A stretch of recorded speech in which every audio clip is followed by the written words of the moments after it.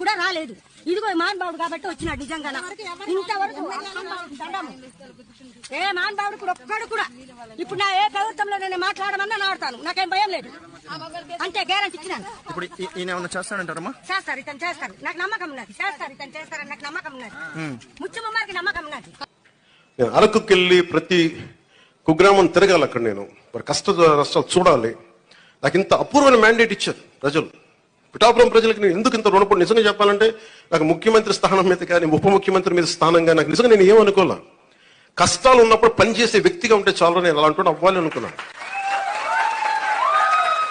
నేను దానికోసం ప్రయత్నం చేశాను. నేను పదవుల కోసం నాకు నిజంగా తెలియదు.